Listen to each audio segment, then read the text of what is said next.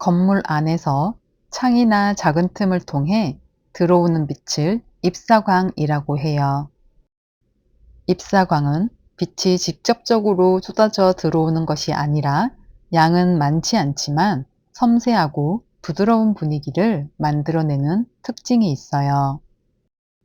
화면의 사진은 창살 사이로 들어오는 햇살이 연기와 먼지를 따라 빛의 줄기로 표현되고 있어요. 이렇게 새어 들어오는 빛은 신성하고 경건한 느낌을 주는 것 같네요.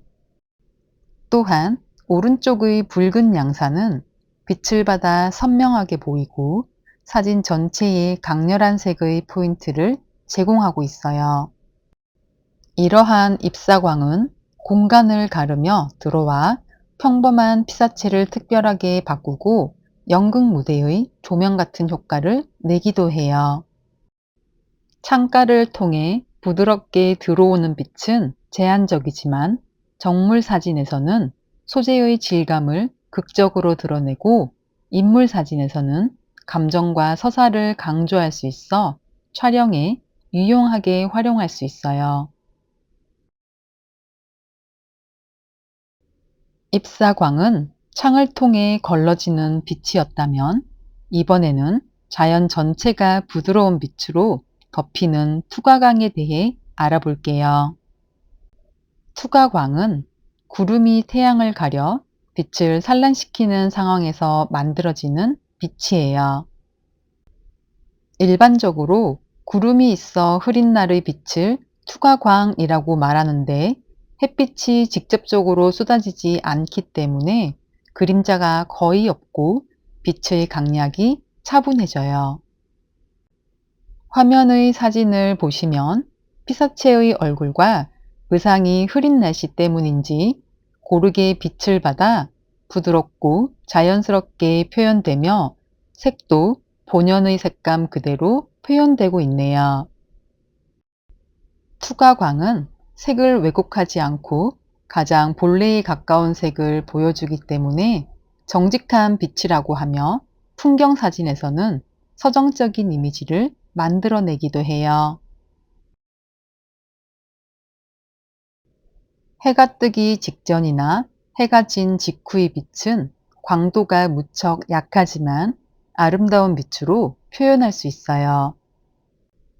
투사광은 해가 뜨기 직전 혹은 해가 진 직후의 빛으로 태양이 낮게 걸쳐 있을 때 붉은색이나 보라색, 주황색과 같은 따뜻한 색조가 하늘에 퍼져 몽환적인 분위기를 만들어내요.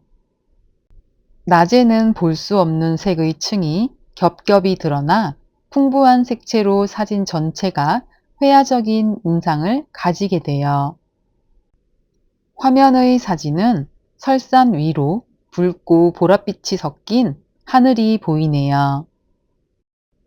햇빛은 거의 사라졌지만 장광이 남아 산의 윤곽과 질감을 은은하게 드러내고 있어요.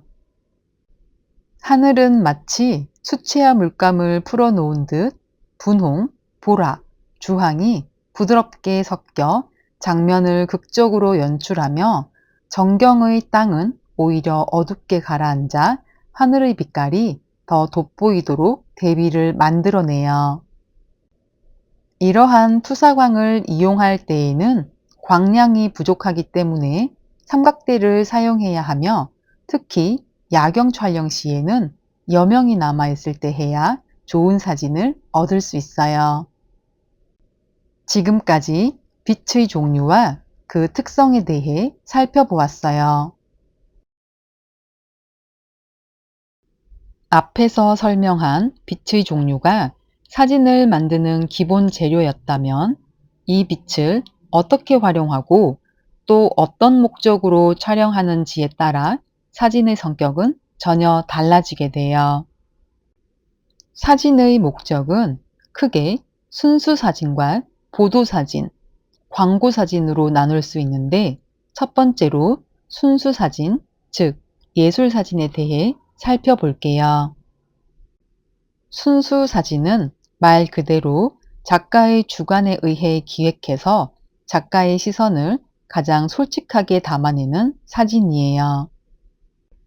이러한 사진은 정해진 답이 없고 어떤 규칙을 따르기보다는 작가의 감각과 주관이 중심이 돼요. 화면의 사진을 보시면 눈 덮인 산맥과 흐르는 강줄기가 강렬한 대비를 이루고 있네요. 이 장면은 단순히 자연을 기록하는 데 그치지 않고 보는 사람에게 웅장함과 동시에 고요함을 느끼게 해요. 이처럼 순수 사진은 사실을 기록하는 목적보다는 감정을 전달하는 목적이 더 크게 작용해요.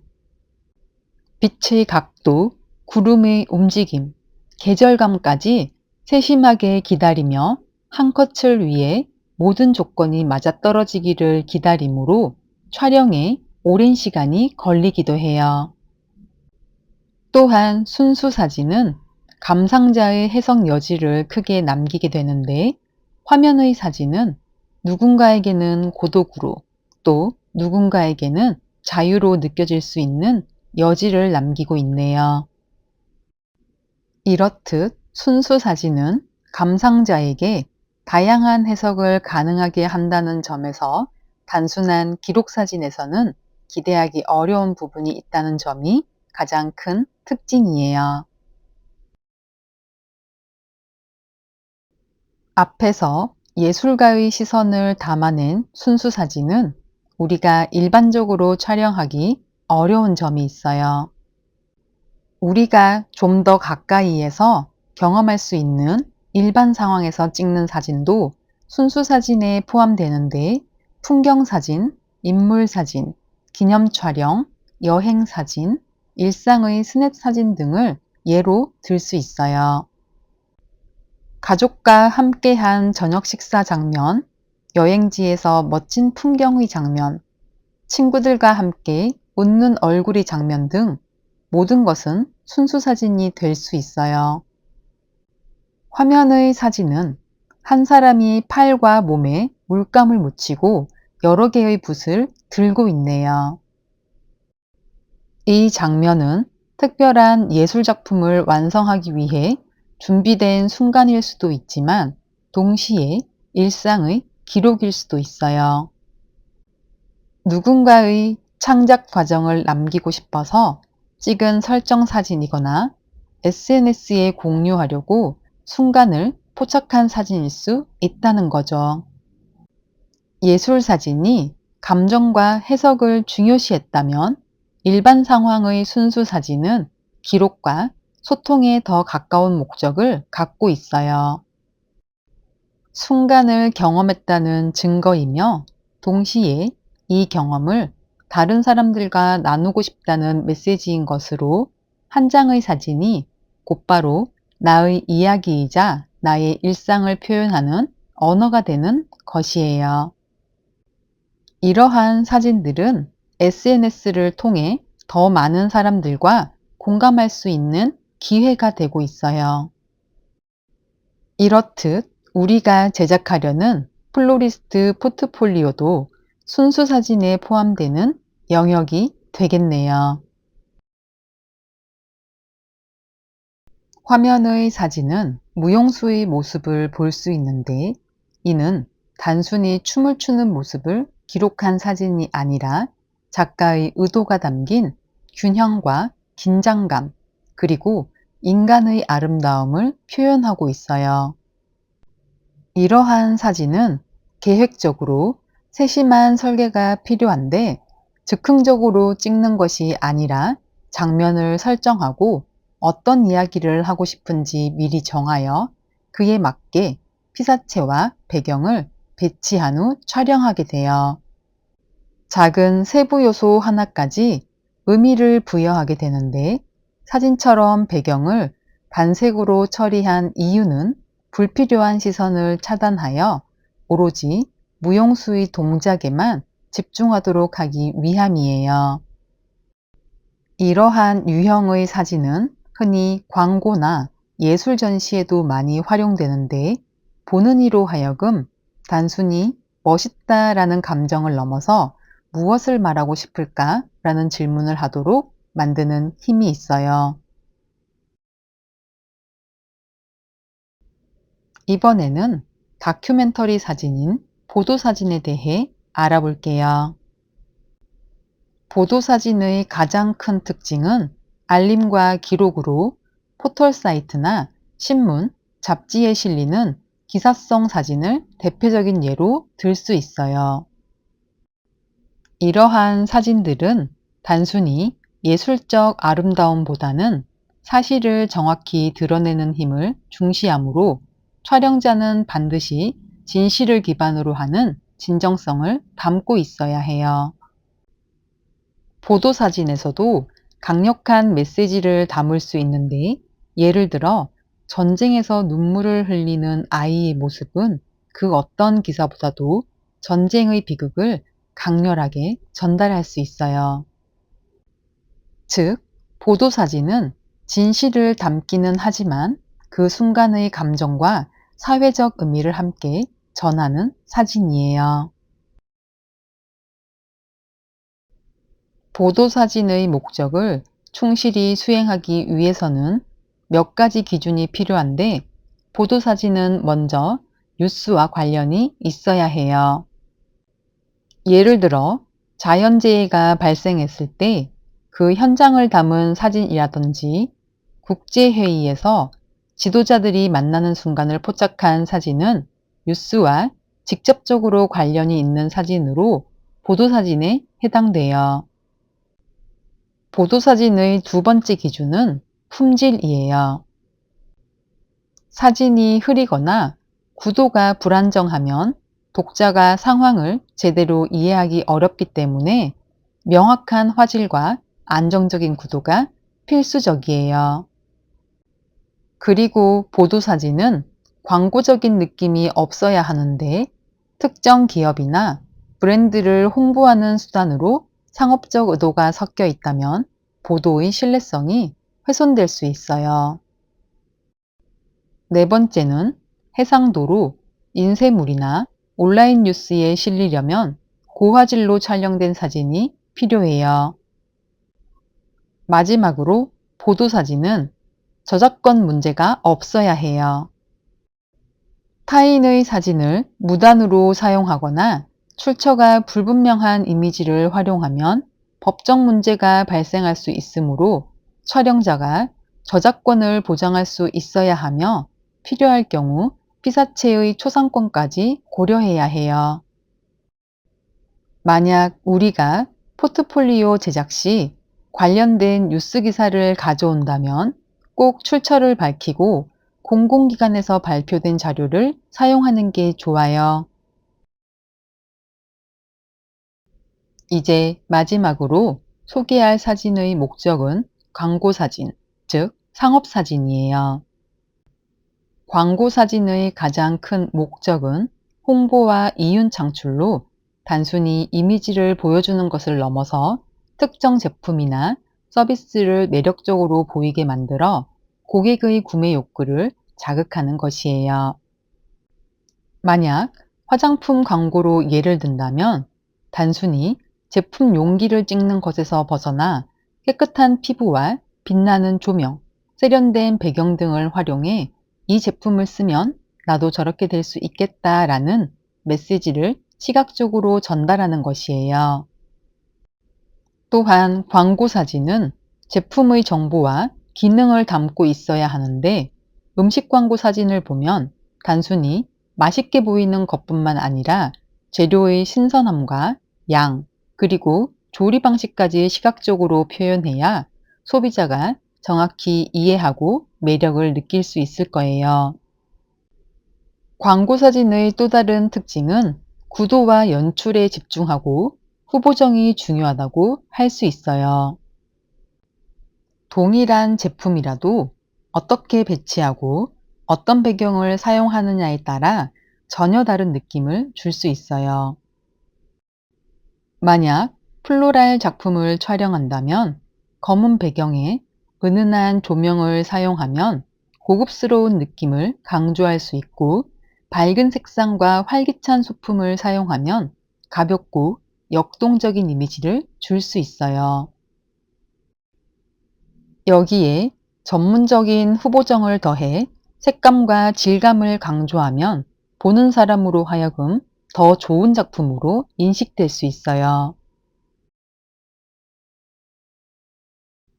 또한 광고 사진은 음식 사진, 패션 사진, 건축물 사진, 프로필 사진, 인물 사진까지 매우 다양하게 제작되는데 단순히 한두 가지 분야에 머무는 것이 아니라 우리 일상과 맞닿아 있는 거의 모든 영역이 상업적 목적과 결합될 수 있어요. 음식 사진은 식욕을 자극할 수 있는 이미지를 만들어야 하고 패션 사진은 옷 자체보다는 라이프 스타일을 보여주는 이미지를 만드는데 초점을 두게 돼요. 화면의 사진은 단순한 의류 광고 사진이 아니라 모델의 동작, 표정, 분위기, 배경까지 모두 어우러져 자유분방한 느낌을 전달하며 이상적이고 매력적인 이미지를 제시하고 있네요. 그렇기 때문에 광고 사진은 흔히 라이프 스타일 사진으로 확장될 수 있어요. 단순히 카메라 앞에 놓인 물건이 아니라 사람들이 제품과 함께 생활하는 장면을 담아내며 공감을 형성하고 소비자는 단순히 제품이 아니라 제품이 제공하는 경험과 분위기를 구매하고 싶어 하는 것이죠. 지금까지 목적에 따른 사진의 특징에 대해 알아봤는데 플로리스트 포트폴리오의 작품 사진은 때로는 순수 사진으로, 때로는 광고 사진으로 활용될 수 있겠네요. 내 포트폴리오의 목적이 어떤 것이냐에 따라 사진의 촬영 방법과 방향이 결정될 거예요. 그럼 다음으로 플로리스트 포트폴리오 작품 사진을 위한 정물 사진의 특징과 요소에 대해 알아볼게요. 정물 사진이란 카메라 앞에 놓인 무생물을 촬영한 모든 사진을 의미하므로 꽃이나 병, 컵, 음식, 소품 등 움직이지 않는 대상을 찍는 것이에요. 그러나 단순히 대상을 찍었다는 사실만으로는 좋은 정물 사진이라고 할 수 없어요. 정물 사진을 위해서는 의도와 맥락이 중요한데 작가가 어떤 메시지를 전하려 하는지 그 장면에 어떤 의미를 담으려 하는지가 핵심이에요. 위의 사진을 보시면 맨 왼쪽 핑크색과 연한 블루의 반반 배경 위에 시계와 카메라가 놓여져 있어요. 배경색 때문인지 첫 번째 사진은 귀엽고 경쾌한 분위기를 나타내네요. 두 번째 사진은 장작불 앞 머그잔에 따뜻한 음료가 들어있는 사진이에요. 이러한 사진은 첫 번째 사진의 경쾌한 이미지보다는 따뜻하고 휴식의 느낌을 주고 있어요. 마지막 사진은 어두운 배경으로 병과 야채가 놓여 있는데 고요하면서도 약간의 고전적 정취가 느껴지네요. 이렇듯 같은 무생물이더라도 배경과 색감, 배치, 빛의 사용에 따라 전혀 다른 메시지를 전달할 수 있어요. 성공적인 정물 사진을 위해서는 작가의 메시지가 잘 전달되었는지, 구도가 탄탄한지, 감상자의 시선이 자연스럽게 이미지를 따라 움직이는지 등의 질문을 통해 완성도 높은 정물 사진을 찍을 수 있어요. 이제 앞에서 보았던 이론들을 종합하여 정물 사진 촬영을 위한 구도에 대해 알아볼게요. 화면의 사진은 다양한 투명 유리병과 드라이 플라워가 꽂혀 있어요.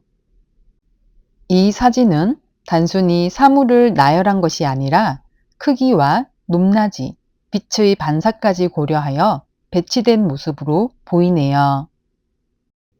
이러한 레이아웃은 사진의 구도를 풍부하게 만들어주고 있는데 정물 사진 촬영에서 중요한 훈련은 레이아웃을 다양하게 바꾸어 보는 것이에요.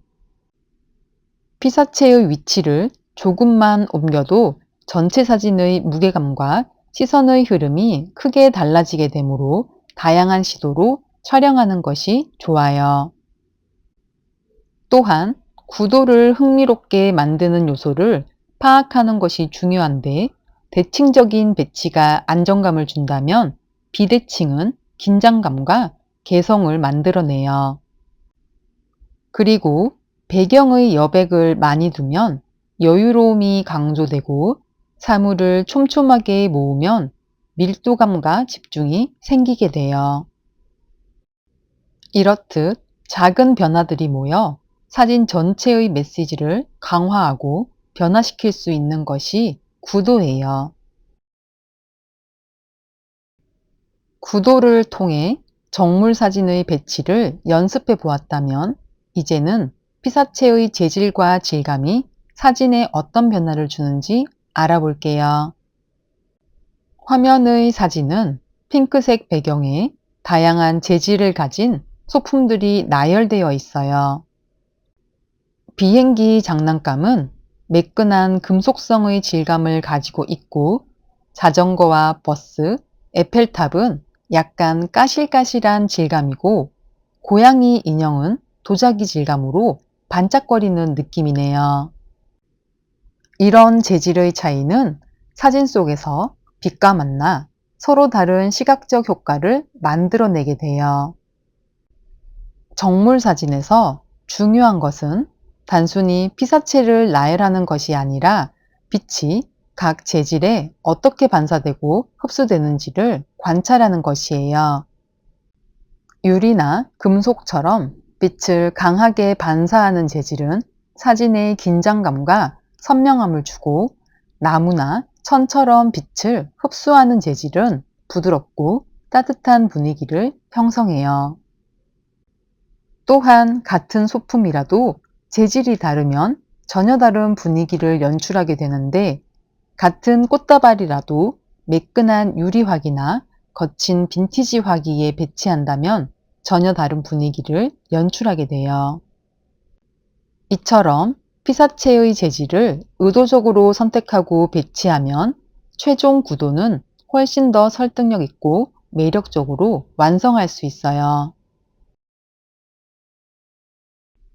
앞에서 살펴보았던 것처럼 정물 사진을 촬영할 때 구도와 피사체의 재질만큼 중요한 것이 바로 조명이에요. 정물 사진에서는 크게 자연광과 인공광을 활용할 수 있는데 자연광은 시간대에 따라 변화가 크게 나타나요. 아침 햇살은 부드럽고 따뜻한 느낌을 주고 정오의 강한 햇빛은 선명한 그림자를 만들어 극적인 대비를 강조할 수 있어요. 반면 인공광은 시간의 제약이 없으며 조명을 원하는 대로 조절할 수 있어 통제력이 높은 광원이에요. 광원을 달리 설정하면 이미지의 전체적인 분위기를 바꿀 수 있는데 같은 플로랄 작품을 찍더라도 한쪽에서 강한 빛을 주면 명암 대비가 생겨 날카롭고 긴장감 있는 사진이 되고 사방에서 부드럽게 조명을 비추면 따뜻하고 아늑한 느낌의 작품 사진으로 기록돼요. 즉, 조명은 단순히 피사체를 밝히는 역할뿐만 아니라 사진의 감정을 결정짓는 핵심 도구라 할 수 있어요. 여러분도 작품을 촬영할 때 의도적으로 광원을 바꿔보면서 같은 피사체가 어떻게 다른 작품으로 변하는지 경험해 보시면 좋을 것 같아요. 정물 사진 촬영을 위한 아이디어로 카메라 각도와 초점, 피사계 심도에 대한 내용은 다음 시간에 마저 설명하도록 할게요.